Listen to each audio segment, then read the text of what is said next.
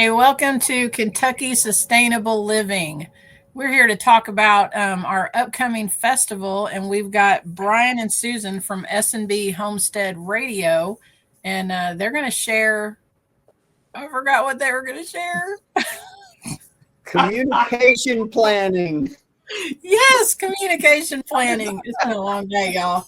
Shelly, I'm glad you did the intro. Let me do it again so you can cut it out.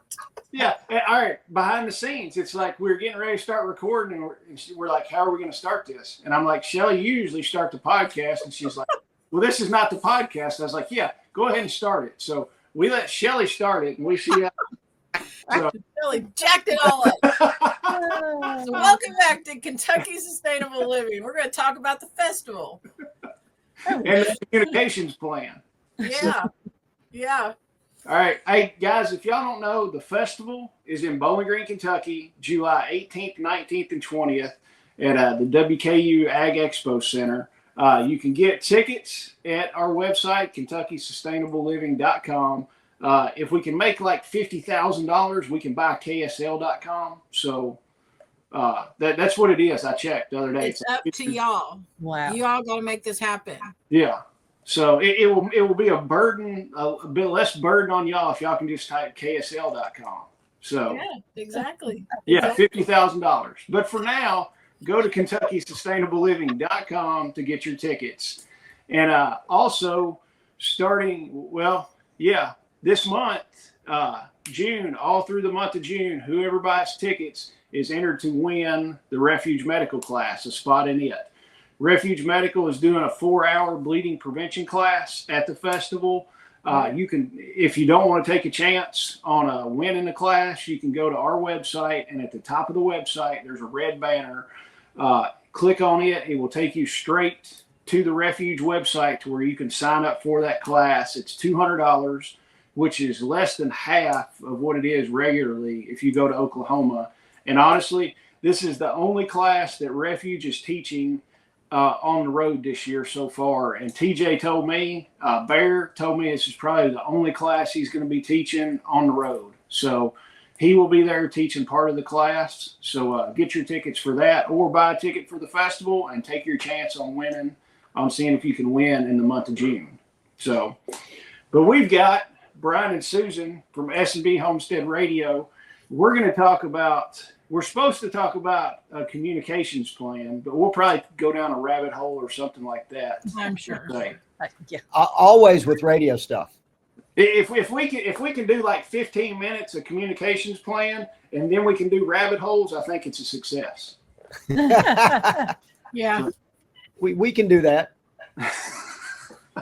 So, Brian, Susan, give everybody kind of, and honestly, a lot of people have watched it. We've had you on here before. I love having y'all on because we'll wind up, talking about the comms plan, and we'll veer off in the left lane somewhere talking about something else.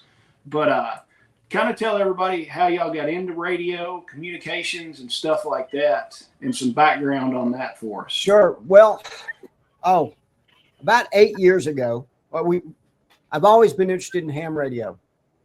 And then actually about 10 years ago, we bought a radio, started listening, could not find anyone to help us get licensed to teach us about radio.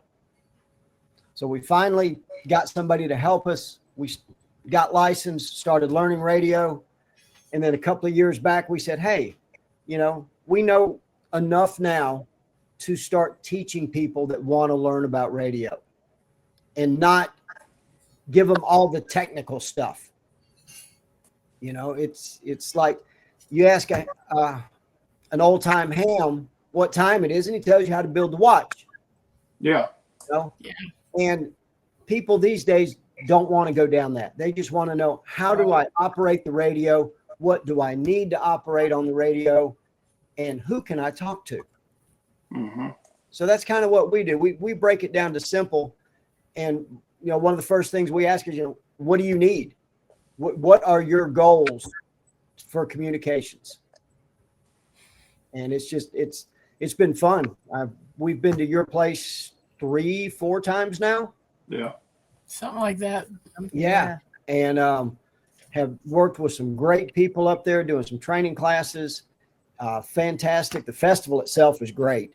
We talk constantly from the time the doors open till the time the doors close. We've got people coming in and out of our booth talking to us about radio. They want to know, so we love it. Yeah, and that's one of the things. Radio is kind of like a mystery to some people, you know, and it's that, and I look at it too, because at the festival I'm running around all the time, and there's always somebody at your booth talking to you about stuff, and Right. and that the nice thing about what y'all are doing, and it does. When I first got into amateur radio and any kind of comms, you would get these old guys, and it's just like what you said. Ask them what time it is, and they want to show you how to build a watch. And it's like, dude, I don't care. I want to know what time it is right now. Yep. And the old guys, you would ask them a question, and it's like, well, it kind of depends, and let's get into all the scientific stuff. And it's just like, I want to know this certain thing, and it's not. Most of your hams are. They get on there and rag to you about everything and talk about their prostate exam and all this. And it's like, dude, I don't care.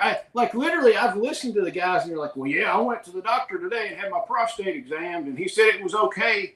And I'm like, these guys have got nothing to do all day. Nothing else to do. That's it. So I'm just like, oh, sure. So, But we do a lot of radio. I mean, we don't only sit in the shack here at home. We go out in the field and do radio, which is fun.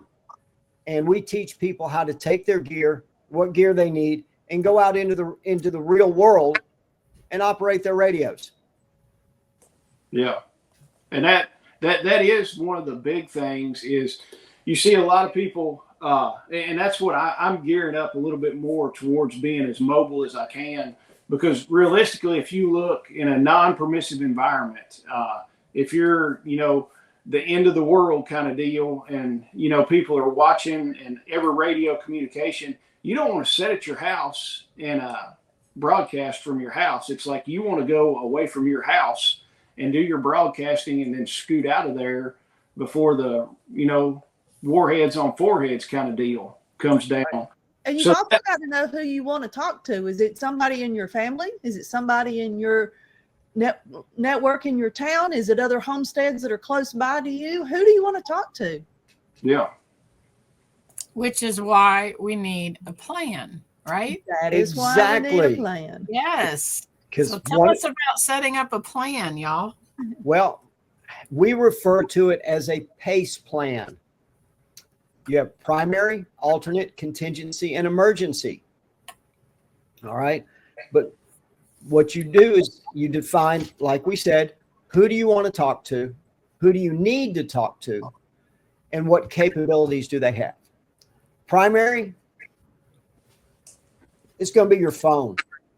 We use this every day, this little pocket computer. So this is our primary form of communication. We call and we talk to people. All right. An alternate form of that is if we can't get them on the phone, we text them a message.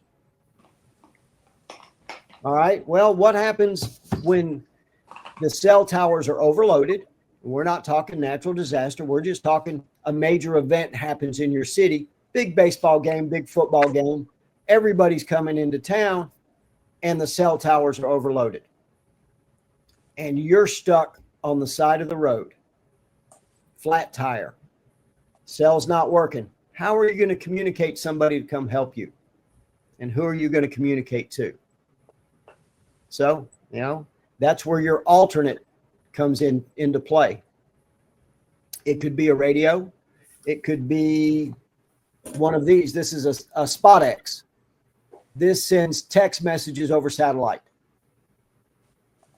All right. Garmin has one out also called an inReach. Yeah. They work fantastic. They take a couple of minutes. So if your Do you have primary, a license to work one of those? no, you do not. No. And it will send a text message from that device to somebody's cell phone. So if you're trying to reach somebody out of the area that's clustered, so to speak, that'll do it. takes about a couple of minutes to go up, come back down again, and get the text message out. You can put pre-programmed text messages in there. Really works out well on that. I've got one of the Zolio or Zelio that I've got one of those that works off. It pings to your phone and works off a satellite where you can send messages. Yep. Yes, the Zelio. I think you are correct with that term. I've never played with one of those. We own the Spot X's. I've got friends that have the Garmin InReaches. Yeah. On them, and they're really good. Once you're started this and you identify who you need to talk to, then you got to talk about what do I need to tell them? How do I need to convey this information? And then budget, because you can go down as deep into this as you want to. Imagine. Oh yeah. I mean, you can, if you go into the radio side of it, let me get it up in there. It's not going to show. Anyway, you can buy a $400 ICOM Yaesu radio, or you can buy a $30 Bofang radio. Yeah. And they do about the same thing. The quality, of course, with the more expensive radios is much better. But if you're on a limited budget and you're having to outfit you and 4 children, yeah, you can go with something less expensive to make it work. And two, depending on if you want to be licensed for ham radio, you've got to consider, you got to take a test. If you want to be licensed for GMRS radio, it's just paying a fee to get a license for your family and not just an individual, or your family radio service. Of course, that doesn't go very far. Again, you have to determine who you want to talk to, how far are they away from you, to figure out which one of those routes you want to take for radio communication. Yeah. So, and this day and age, the way the weather situation has been, with all the tornadoes and stuff coming through, we're losing cell towers. Yeah. And it takes a couple of days for a portable cell tower to get in and get set up. I mean, just look at what happened in East Tennessee and Western North Carolina last year. Yeah. And then all the major Jason, wasn't that how you all were communicating, was radios the whole time you were out there? Yeah, a lot of it was radio stuff. Whenever a SAW team went out or a team went out, like if we were going to go out and do SAW work or something like that, the first thing we did was we had a comms guy with us. So the comms guy would set up, make sure he could have radio communications back to the FOB, our base. And after that, we proceeded on to work. And nobody was doing any work until we had radio communications back to the base. So and that was their communications plan. Yeah. They didn't have cell towers. So the primary on the phone was out, text messaging was out. So they went to radio. Yeah. As their contingency plan. I know Jason reached out to us and said, hey, we've got teams up there that don't have radios. So we loaded up radios and FedExed it up there to them. And a lot of the times, there was one guy over, and I think it was Little Germany, I think is the place. He essentially saved all those people because he had a 5-watt Baofeng and knew how to use it. And knew how to use it. That's the key. Yes. Exactly. That's why, you might be listening to this and sitting there thinking, we need to have a plan in place in case a storm hits or, whatever happens. But if you don't know how to use the equipment, it doesn't matter. It's just like buying medical stuff. If you don't have the training to know how to use it, it doesn't matter that you have it. You've got to get the training. And then practice. Yeah. Okay. It's one thing. Okay. I've got the license. I've bought the gear. I've been trained on the gear. But if you don't practice it, then when the time comes, you're not going to really know what to do. Because the more you practice, that muscle memory kicks into place. Yeah. And so, you've covered who you need to talk to. You figured that out. You figured out a budget. you're on the contingency side right now still. So you've gone to radio. Well, within that, you develop another plan. Say, okay, we're going to talk at the top of the hour on this frequency or this channel. If I don't hear you, well, at 15 minutes after the hour, I'm going to call again. I'm going to turn my radio off to conserve battery power because I don't know if I can recharge my battery or not. So then I'll contact you at 15 minutes after the hour, and we'll see if we can make contact. If this channel or this frequency is busy, if there's somebody on it that I can't reach you, I have an alternate channel or frequency that I will go to. And then we can make contact that way, get the message across and say, hey, you know, I'm stuck out on the loop. You know, can one of y'all get here and pick me up or bring a tire or bring some gas, whatever caused my breakdown. Yeah. Right. You know, and that's the real world scenarios where you've got the other scenario. Hey, we weren't home. The tornado came through and wiped my house out. Yeah. You know, or we're in the storm shelter and the trees have fallen and I can't get out. Can you bring a saw team out and come cut us out? Yeah. Oh yeah. I mean, there's everybody, and a lot of the people look at, you know, your communications and your radio stuff is we're only going to use this when the world ends. I mean, you can use the things all the stinking time. I mean, yeah, I mean, in everyday life, I know a lot of people use them in everyday life. I did. Oh, I don't use them as much as I should. But one time, when my oldest son, this has been years ago, he was homesick and he didn't have a cell phone, anything like that. I was like, I've got to go over and fix some stuff at the front of the property. I gave him one of my Baofengs. I had a Baofeng with me. I turned it on. I said, all you got to do is push the button and talk if you need something. He's like, okay, cool. So I set the Baofeng on the tailgate of the truck while I was working, and boom, it was ready to go. We had that's everyday stuff that you can use it for. You know, not just the zombie apocalypse. Yeah, exactly. Yeah, we use it a lot with our 10-year-old grandson too, because we've got property and he likes to go to the lake and he likes to go to the woods, and we'll send him out with the radio so he can check in with us, or we can check in on him and make sure he's okay. Yeah.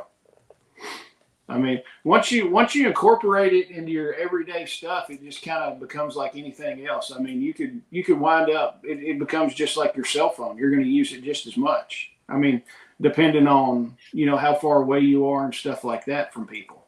There are a lot of construction crew, work crew people that use them too on a pretty regular basis, for regular communications.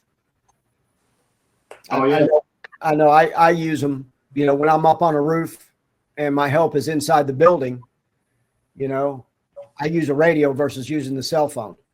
Yeah, it's just easier on that, and you know, so developing that communication plan is important, and then you get down to the bottom of it, and it's like, okay, I can't get in touch with anybody on the radio. Nobody can get in touch with me. My cell phone's not working. I can't send a text message out.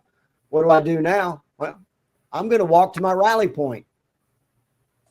I know that they know that this is my normal route home from work, and if things go south, well, this broken down tree in the bend of the road is where they're going to come find me. Yeah. And that's one of the things. You don't want to pick a major place like a Home Depot or Lowe's or large grocery store, because if it's that bad, you want to avoid the crowds. Yeah. So your walk to point, your rally point is someplace small where there's not going to be a lot of people. Yeah. But it has to be someplace that everyone in your group knows that, okay, we haven't heard from them. Like, we can't contact them on the radio. We can't contact them on the cell phone. Let's go see if they've showed up at our agreed upon meeting place.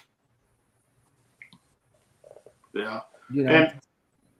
And it's funny. Some people look and they're like, as far as the pace plan and stuff like that, they think it's a little bit of an extreme. But honestly, you've got a pace plan built into your life on anything with preparedness. You've got your food plan. Your primary food is, what you've planned for the week you're going to eat. We're going to have spaghetti on Monday and steaks on Tuesday and tacos on Wednesday, that kind of thing. And then you've always got an alternate. Well, if we decide we don't want tacos on Wednesday, we'll do something else. But then you've got, stuff built into that, your contingency. Well, I forgot to thaw out steak, so we're going to have, I don't know, we're going to have something from the a freezer meal or something like that. And then you've got your emergency ramen noodles. Flop that down. Here's dinner tonight for our emergency stuff. Yeah, ramen noodles and Vienna sausages. Yeah. Wonderful meal. I mean, or your emergency stuff. Honestly, I've done this before when nobody's been home. I'm like, I'm going to grab a Mountain House meal and eat it. Yeah. So I'll throw some freeze-dried stuff in and eat it. I'm like, hey, I'm good. So the pace plan is we use it, but we don't necessarily say, hey, here's the pace plan that we're going to do for the day. No. And one of the things people don't realize is we have every phone number we want to call stored in this phone. Yeah. And we don't remember any of them. Not a one. Exactly. I don't remember phone numbers anymore at all. No. So what happens if you drop this and it gets run over? Yeah. Yeah. Okay. Or you drop it and break the screen and it won't turn on again. How are you going to contact somebody if you're broken down or whatever? You've been in an accident and your phone gets broken. Yeah. You're on that deserted road and hit a patch of ice and went off the side. So that's why we talk about with the radios, you have frequencies written down on a card and taped to the back of the radio. You're not going to remember it. It's going to be programmed in, but it's also going to be taped to the back. You can also tape phone numbers on there as well. Yep. So if a person happens to stop by and say, hey, you need some help. Yeah, I got to call somebody, but I don't know their number. They can't help you. But if you've got those numbers written down and taped somewhere, you can do that. So that's part of your communications plan as well. All right. Great idea. Brian, rabbit hole number one.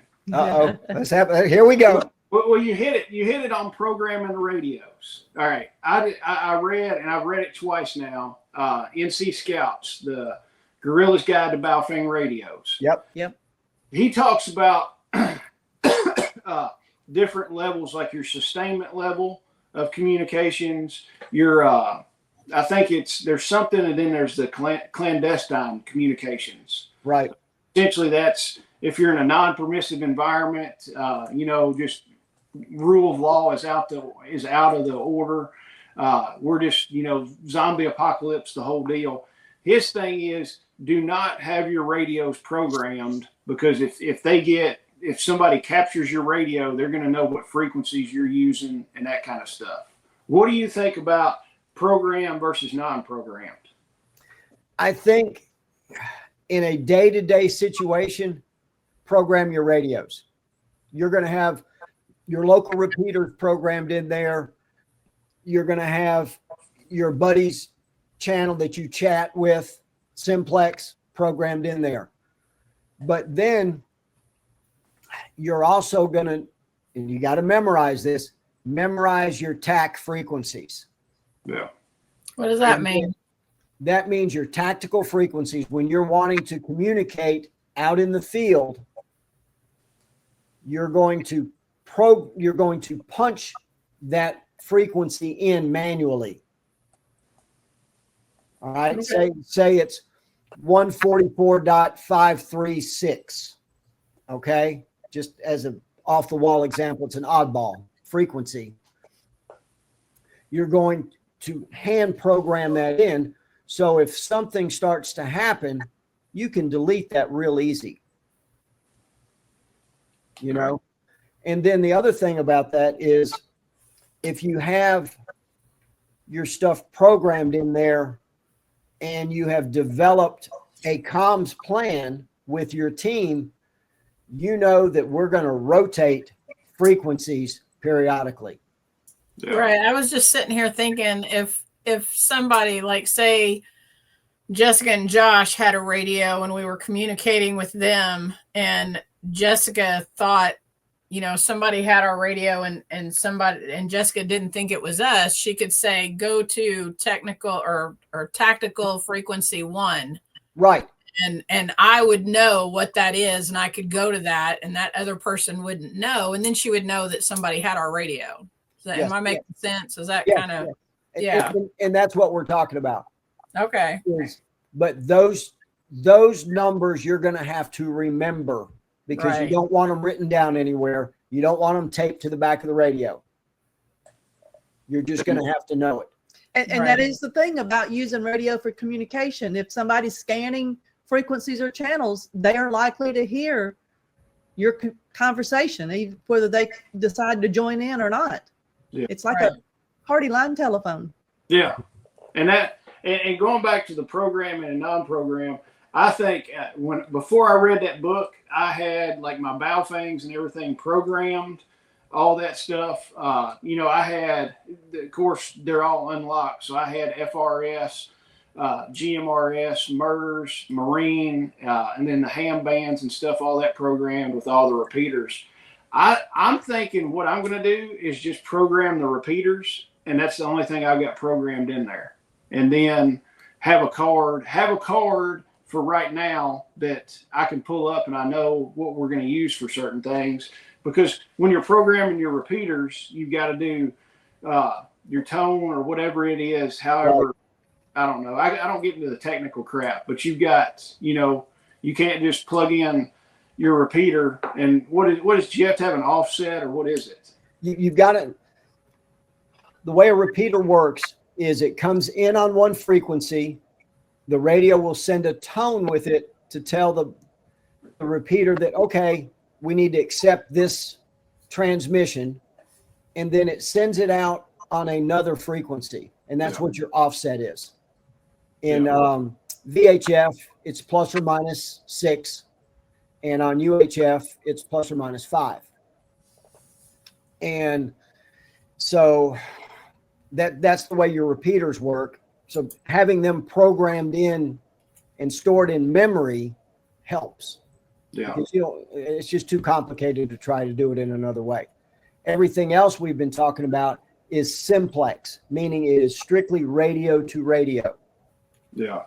And I think the thing about the handhelds is, you're only dealing with about 10 watts on a handheld radio, and they're line of sight radio. So if you're in an urban environment, you're downtown, your reach is not going to be real good on simplex.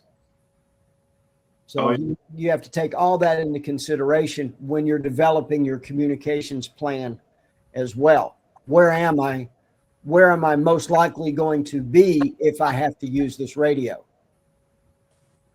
Oh, yeah. And that's what I'm going to wind up doing on mine is just programming the repeaters for the local area. And then I'll plug everything else in as needed and just punch it in on the front. Yes. Yeah. So that is a good book. If anybody is wanting to get in and learn a little bit more, it's NC Scout. It's the Guerrilla's Guide to Baofeng Radio. That thing is a freaking awesome book. I've read it a couple times and enjoyed it. It opens your eyes on a lot of stuff. He's got a neat section in there about connecting a tablet to the radio and sending a text message through the tablet. Yeah. Over the radio waves. It's a neat section. And he's in one of his recommendations is you go buy a cheap tablet and dedicate it to that. And when you set the tablet up, you don't use your name and you don't use your email address. So it's totally anonymous. And it does work, by the way. Yeah. Me and one of my buddies are working on that. He's got he ordered the cables for it and he's doing all the legwork and we're going to start messing around with that pretty soon. Okay. So, hey, I tell you I've been playing those UV 17s Baofeng I got from y'all. they're a tri-band. And we've talked about this. I'm going to start playing with the 1 1/4 band. Yeah, there's nobody on it. Yeah, it's like there's nobody on there. I've turned the radio on there and just sat while I was doing something on the computer and listen. You never hear a peep out of anybody on it. No. It's I feel like that's going to be my deal to use from now on a lot. and there are several groups in this area that are doing the same thing Yeah. because there's nobody on it, and there's not a lot of radios can receive or transmit on that band. Yeah. I mean, they're out there, but most people don't buy them. They just buy the dual band, which is UHF, VHF. Yeah. I'm trying to find, the only bad thing is the bigger like base stations and the mobile units. I'm trying to find one that'll do over 20 watts on the 1 1/4 band. I haven't found any of those yet. I don't know. I don't know. I haven't looked into those over Yeah. 20 watts. I don't know. Yeah, that's what I'm wanting. I'm having a hard time finding it. So, but we'll bring. That's one thing about using a mobile station, though. You're putting an antenna then on the top of your truck, which is going to extend your reach and the number of people you can talk to. Your signal's going to go further. Yeah. And you can take that UV17 and connect it to that mag mount on top of your truck and really increase your range. Oh yeah, and I mean we played with that when y'all did the radio class up here. Y'all, Yes. Yeah. Tell everybody. I mean, well, here before we dig into that, tell everybody if somebody's watching this and they're like, "Hey, I want to get started in this. I have absolutely no communications whatsoever for my family. Where should they get started? Like step one." Reach out to us to begin with, and then we can point them in the right direction. What's our email? SB sbradios at protonmail.com. SB radios at protonmail. All right, and I'll put your email in the video description. But one of the big things is go to ARRL.org. Mm-hmm. That's American Radio Relay League.org. They are kind of like the governing body for amateur radio in the United States. Their website is packed with tons of information. Yes. It is. And then you can find a local club, and a local club will help you most of the time. You've got some sad hams out there that, that's another rabbit hole that we won't go down. Yeah. Yeah. Oh, the sad hams are everywhere. Yeah. But somebody just wanting to get started in radios, they really have to decide, do they want to be a licensed amateur radio operator, take the test, pass it, or not, and that's going to give them a direction to go, because if they're not, then you're limited to the GMRS side of it and the family radio service side, and not just the amateur radios. Yeah. And the difference is GMRS, General Mobile Radio Service, is limited to 50 watts mobile. All right. A mobile station. Family Radio Service, FRS, is the little handhelds that you can buy at Walmart and stuff. They're limited to a half a watt. Yeah. You're talking quarter mile most on those. The 50 watt GMRSs can really reach out now. You've got more people putting up a repeater, and the way a repeater works, the signal comes in, excuse me, and is rebroadcast. And those repeaters, their antennas are up on high towers. So the radio footprint really increases. And the GMRS license, you go on FCC website, you pay $35. It's good for 10 years and the entire family. Yeah. Has a lot of potential. Again, consider your budget, consider who you need to talk to. On the ham side, you're going to take a test for that, and there's 3 different levels in that, but you can go up to 1,500 watts on the ham radio side. So you can really increase your range on that. I know Susan and I, we're out there in the field talking on the radio, we use a 100-watt radio is all we use with a good antenna. And we've talked all over the world. Yeah. With that. And so you don't have to have the big, huge tower next to the house anymore the way people did. You know, we use a wire antenna here at the house, and we do fine with that. So that's inexpensive. Our portable gear for a long time was an in-fed half-wave antenna that we built.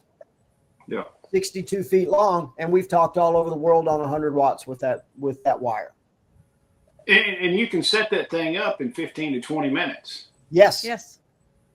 I mean, because when you're doing the POTA, the Parks on the Air, you're literally going out to a park, setting the antenna up and setting on a picnic table and running everything. That or on the tailgate of your truck.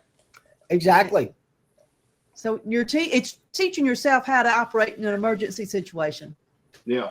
Because one of the things that people don't realize is all of the modern ham radios are 12 volt. Yeah. The big ones are. They're all 12 volts.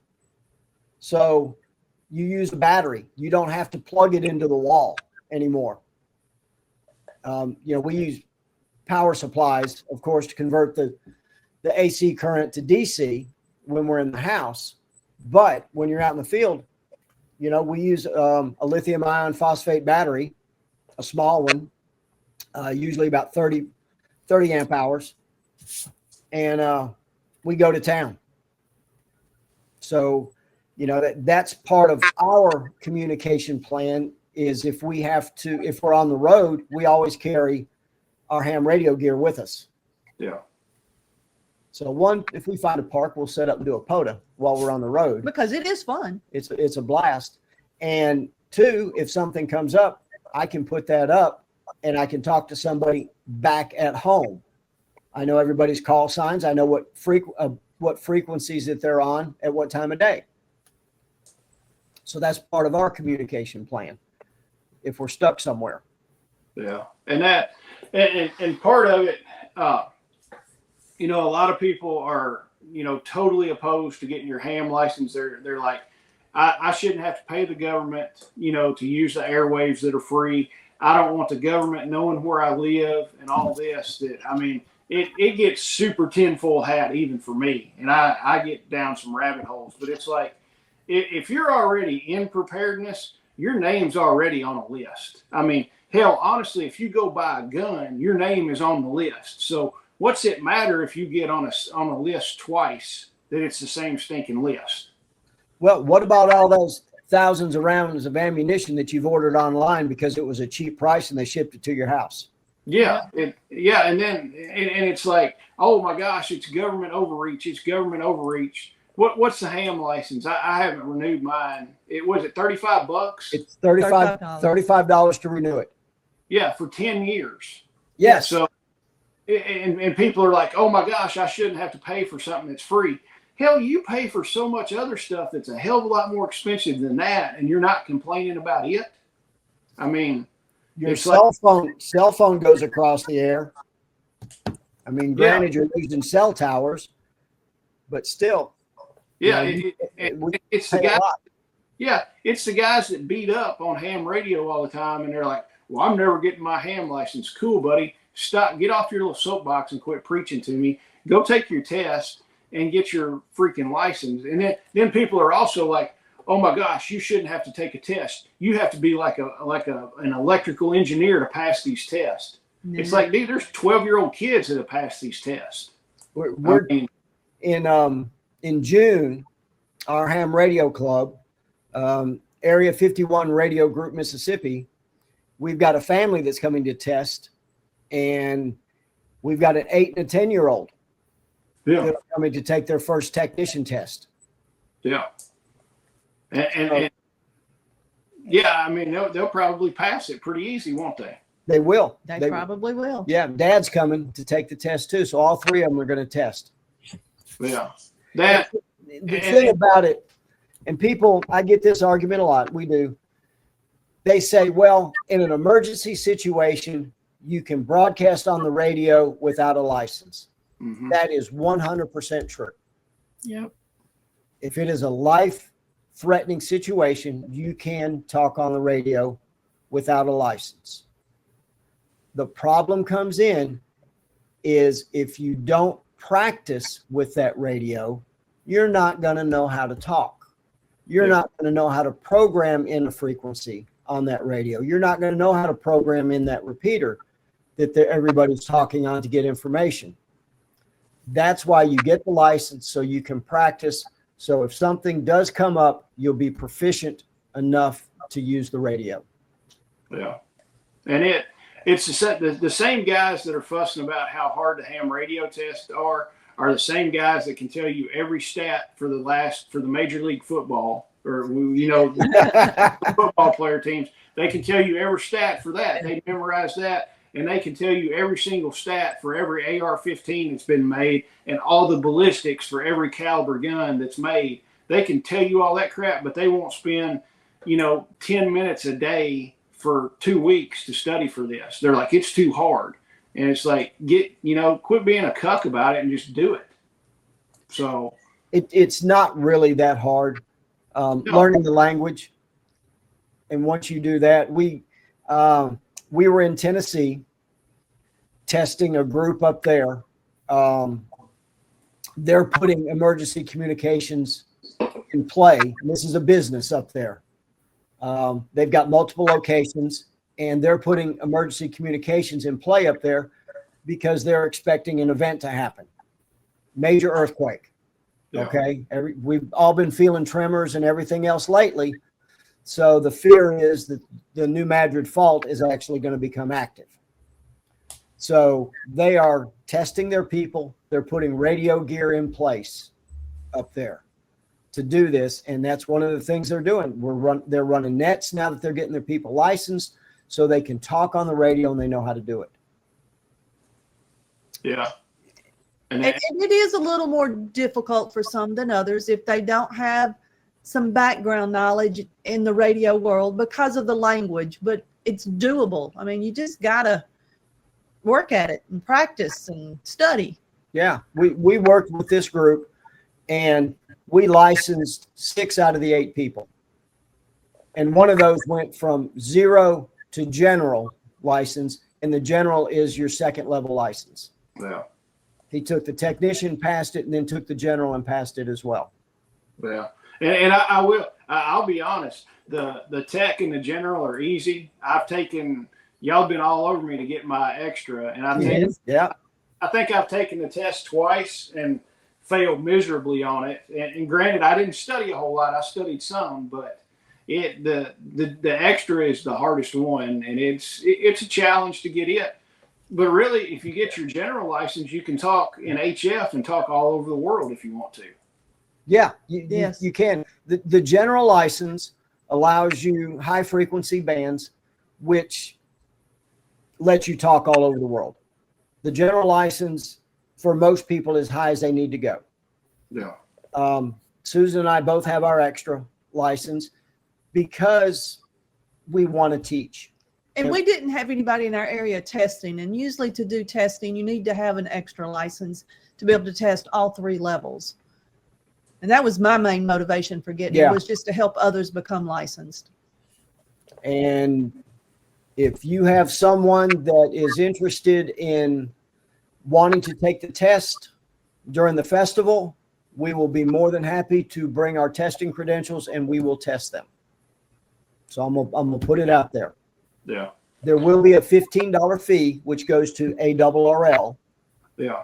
We don't get any part of that. That's just the fee that we have to pay for testing. But if someone wants to test, we will set up a time and we will test them.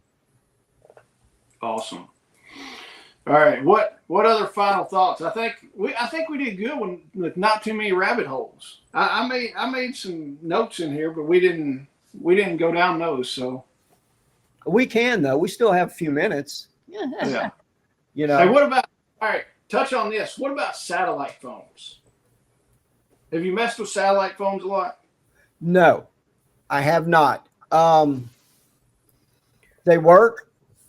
They're expensive, Well, and that's why I haven't fooled. The only satellite thing I do is the Spot X okay. for text messaging. That costs us $120 a year for a certain number of messages, and the unit itself was right at $300. Well, I've not messed with satellite phones a lot. They're expensive. I would like to have one, but then if you look at it, everybody in your group or your family needs a sat phone, so it's kind of like, man, that's a lot of sneaking money. It is. And then the monthly fees on it as well. Yeah. So, I mean, I decided instead of having a satellite phone, I bought a Starlink instead. So yes. and then, We've got some friends that have done that also.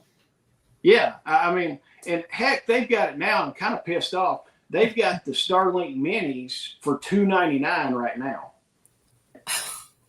I'm like, holy crap! It's all I can do. I'm looking. I'm like, do I want to start? I've got the Starlink standard, and Shelly has a standard Starlink too. Mm-hmm. I'm like, I could go buy a Starlink Mini for $299, but I really want this new chainsaw. So I'm debating on which one. It's like I've got some extra cash. Which one do I want?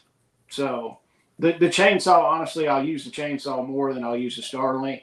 And Yep. plus, I got the standard. But yeah, I mean, I bought that. And my thought on it is if the cell towers are down, all that kind of stuff, and internet's down, with the iPhones, you can do iMessage over Wi-Fi. Yes, You you can. So, I mean, if we're affected in our area, I could send you, Brian and Susan, I could send y'all a text message and do it over Wi-Fi. Yep. And communicate with you that way. And it'll take, I don't know, it takes 15 minutes maybe to set that Starlink up and get it aligned and online and everything, which doesn't take all that long. And then you've got, I mean, working with your PACE plan, you can send emails and stuff like that. Well, you can also connect certain radios to the internet. Yeah. And use radio communications across the internet and reach out all across the world. Yeah. And that's with a technician license. The radios are kind of expensive, but they've got All-Star out there. Well, they've got D-Star, they've got Fusion, you've got DMR, which are all digital modes that will go through the internet. Yeah. So that opens up a whole nother avenue. As long as the internet's working. As long as your internet's working. Yeah. As well. So, yeah, what we push is there is no infrastructure. Yeah. So, what is your communication plan for zero infrastructure? Yeah. And that thing is, it's like it's been said before, if you don't own it, you don't control it. Correct. Yes. So just like the repeaters, everybody's like, oh man, if the grid goes down, I'll be all right. I'll just use the repeaters. Man, you don't own those repeaters. So the guys can shut the repeaters down and not let traffic through, or they're going to run out of backup power. Yes. Well, that's it. How many of those repeaters are on backup power? All right. Is it just a single battery for a 1 or 2 hour outage? Do they have solar to recharge those batteries? Yeah. And then the other side of that is you've got the only repeater that's working in the area. What do you think the government's going to do when they move into town? They're going to use it. They're going to grab that frequency and say, "Oh, ain't nobody else going to talk on that frequency. We're confiscating it for our communications basis." Yeah. Oh yeah, and that's the whole thing. Yeah, I mean that's what I like about the radios is you own your antenna, you own your backup power, you own the radio. And Brian and Susan, if I want to talk to y'all from Kentucky to Mississippi, we own both ways on that, and nobody can. They can jam signals and stuff like that, but then you've got all kinds of different frequencies you can go on. That's the beauty of ham versus FRS or GMRS or CB even. Okay, you have specific channels that you have to talk on. Ham radio, I can change frequencies. Yeah. If I'm on this frequency and it's busy, I can move over here to this one. If I'm on 7.240 and there's somebody there, I go to 7.245 or 248 and talk. And with your communications plan, you and I would know our normal frequency is 7.240. All right. Well, we can't talk on that. So we're going to go to 7.245 or up to 7.250. Yeah. All right. So we know because our communications plan says we're going to go up or down depending on what we need to do. Yeah. So you can make these communications plans as detailed as you want to. Yeah. We like to keep it simple. Yeah. And then, but the thing is, you need to practice that communications plan. Once you set something up with your family, once a month, pull the radios out, make sure they're charged, and everybody talks to everybody. Drive down the road while you're going to the grocery store, while you're going to school, just running errands and talk. Yeah. And then that way you'll know where you can talk in what part of the city or what part of the country or county, if you're out in rural, whatever. Oh yeah, definitely. So, well, I guess bottom line, if somebody's watching this and they want to get into it, probably the best thing to do is email you or wait until the festival and come by the booth and talk to you. Set up a time where y'all can really get in depth with somebody and stuff like that. So we do private training for groups. We'll help you get licensed.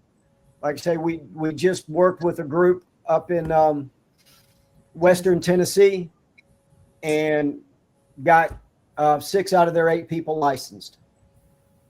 And then we've got a follow-up coming up in a couple of months with them to work with them on their communications plan. They're working on a preliminary one now, and we're going to get up there and evaluate it for them and help them tweak it. Awesome. That's what we do. Yeah. So that's the thing. Come to the festival. You can talk to Brian and Susan in person. They can work with you. Y'all can set up some times for them to talk to you one-on-one about comms plans, where to get started. They're going to have radios for sale. So that you can buy radios from them at the festival. Also, if you want to email them beforehand and get some stuff going with that way. Shelly, run through some of the stuff we're going to have at the festival. I mean, we're gonna have, like, you can lock pick sourdough if you want to, right? Lock pick sourdough. Yeah. Yeah. I guess if you wanna bake a lockpick into sourdough to give to somebody when you go visit, whatever, I guess. When you come visit me in the pokey. Yeah. Because your name's on a list, right? Yeah. Right. Yes. We've got like 16 different workshops that are happening. There's going to be sourdough. There's going to be an herbal workshop. There's going to be dog training and using dogs for defense. Composting, chicken processing, knife use and bushcraft. There's going to be canning and how to make biochar, lock picking, fermenting, making yogurt and butter, land navigation, beekeeping, cast iron cooking, chainsaw 101, how to make sauces and spices and juices, and sausage and bacon making. And then along with that, those classes, each one of those classes are going to be offered every day. So if you get there on Friday and there's 2 or 3 classes at the same time that you want to take, don't fret. You'll be able to take it on Saturday or take it on Sunday. So you'll have multiple opportunities to take those classes. And then we've got several speakers lined up. We've got Barbara Sue Kowalski with Kowalski's Mountain, who's going to be talking about how to properly store your preps. The banks are going to be coming in and talking about herbal medicine. We've got William Bond that's going to be talking about building a permaculture homestead. Brian and Susan are going to be talking about communications. They'll be able to answer all your questions. We've got Dr. Trevor Wilkins that's going to be talking about dealing with trauma. Suzanne Shires is going to be talking about how to find salt in the wild. I'm actually kind of cool. excited about this. Like, Yeah, I I need to didn't listen even to know that you one. could do that. So Jay Addison, he's going to be talking about how to become, or how to help citizens become prepared. Chronically Healthy is going to be there, talking about finding a suitable path to healing. Jeff Smith is going to be talking about active aggressor awareness and strategies. And Bear from the Internet is going to be talking about building community. Y'all, this is a jam-packed festival. There's going to be all kinds of great speakers, we really, Jason and I wanted to take it in a different direction. That's why we have all these workshops. We wanted you to walk away from this festival with some real skills that you can use to begin to live your life sustainably and not be dependent on a system or a government or any of that kind of stuff. So that's why, we just went out and found everyone we could that, was like, okay, you know how to do this, come teach us how to do that. So, and you can do all of that. You can get all of those speakers and all of those workshops for $35. That's it for the whole weekend. $35. That is a deal for a 3-day festival. Right? We've been to a lot of festivals that cost a whole lot more that don't offer near this much stuff. This is fantastic. So go to KentuckySustainableLiving.com, get your tickets. If you go to the website, if it's the first time you've been there and you sign up for our newsletter, you'll actually get a coupon code for 10% off. So you can get it for even less than $35. Wow. So, go check it out. All of our workshops and our speakers are listed on the website. You can check it out. The schedule is on there. It's on the festival page down at the bottom. So you can take a look at that, figure out when you want to go see who and all that kind of thing. But you'll definitely want to come check out Brian and Susan's booth, because they're going to come prepared with everything you need to set up your communication stuff at home, for real. And they can even help you. You can go on that. Is it ARRL.com? .org. .org. You can go on that website and take practice tests for the technician test. For no charge. And then you can come, for no charge. And then you can come to the festival and Brian and Susan can administer the test for you. You can get everything done at the festival. You can get your license, you can get your equipment, you can get all the stuff. And Brian and Susan don't just drop you like a wet hot dog. They will like walk you through it and teach you how to use your stuff and talk to you from Mississippi or, whatever. Yeah.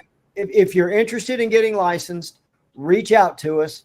We'll send you a sheet that tells you everything you need to do. And then you can study, and then we'll be more than happy to administer the test at the festival. Be glad to. Yeah.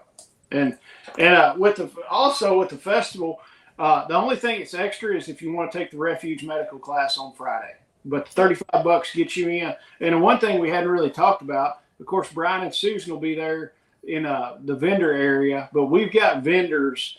We've got everything from people selling, Brian and Susan selling radio stuff, all the way up to freeze-dried foods, to custom knives. Heck, we've got Kitchen Queen. They're going to bring their wood stoves and going to be having wood cook stoves there to sell. Pretty much anything related to homesteading and preparedness, we're going to have a vendor that's covering that. So I think right now we've got 46 or 48 vendors that'll be there.